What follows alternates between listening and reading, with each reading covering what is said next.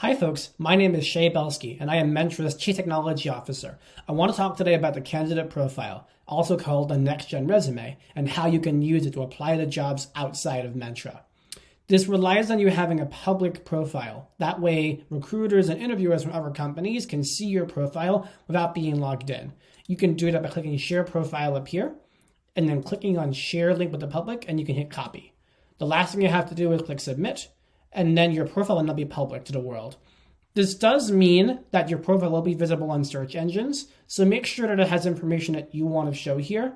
By default, our profiles do not indicate to recruiters or anyone that you're neurodivergent or have anything going on. That's up to you to decide. I personally say that I am autistic and a CTO, but it's 100% up to you to specify what about your neurodiversity you want to talk about. Now that we have our URL, we can actually go ahead and apply to a different job at a different site. I'm going to go and apply to this job for Figma on their website. Now, they don't use Mentra right now, but one thing that we can do is scroll down to the bottom of the page and look to see where we can add a URL or a link to another website.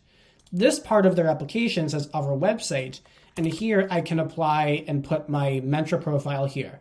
Now that my Mentra profile is public, Figma is going to know about my neurodiversity, about my accommodations, about my work history, and anything else about me that I want to talk about when it comes to me needing an inclusive and supportive work environment.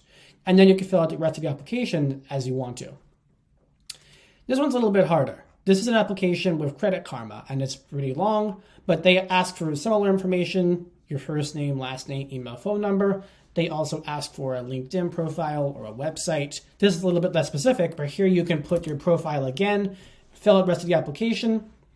You can even put your Mentra profile into your resume itself, and that is going to vary based on how you use your resume. If it's a Word document, if you do it in Photoshop, if you use Figma or Sketch, or you use something online to do it like Google Docs. Whatever process you use for editing your resume, you can still add your Mentra profile to your resume, and as long as your Mentra profile is public, anybody will be able to see it. The last example here is a little bit more complicated, but you go for all this information, which one thing about Mentra, we try to make this a lot simpler, but you can go ahead and actually add Mentra as a work experience.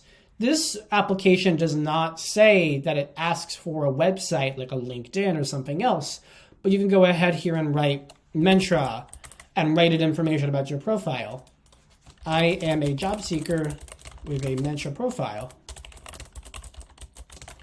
and I use Mentra to advocate for myself, the accommodations that I need, and other support mechanisms that I require in a workplace.